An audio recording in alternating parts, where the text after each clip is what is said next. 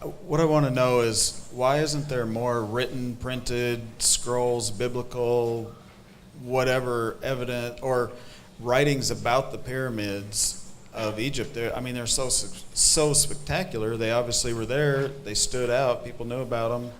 Why is there so little written? Okay, that parallels in essence some of the other things that are perhaps deliberately sequestered. From Egypt, we have in one of this display over here. From Egypt, we have two dinosaurs entwining their heads from a shield of ancient Egypt. Wow, why isn't more said about that? Because that shows that man and dinosaur lived contemporaneously. So we come to the pyramids. I've climbed Cheops Pyramid. I made a radio broadcast atop Cheops Pyramid.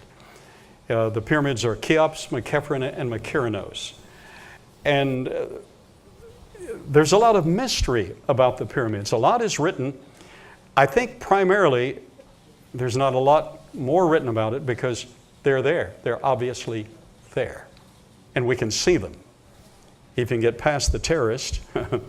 I was reading last week, some of the original sources said the pyramids were like 7,800 years old.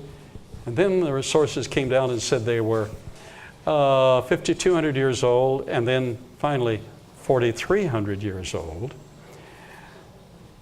And that doesn't match the evolutionary paradigm that wants them to be much, much older and publish a lot of literature stating that they're much older. So there's a lot that just isn't mentioned if it doesn't meet the expectations of the writer, if he has something to hide. Judy, did you have something to add to that? I was going to... Now that's a good point, so I'll mention that for the sake of the camera. The pyramids were to some degree, and some of the pyramids were, and perhaps others nearly completely covered with the sand.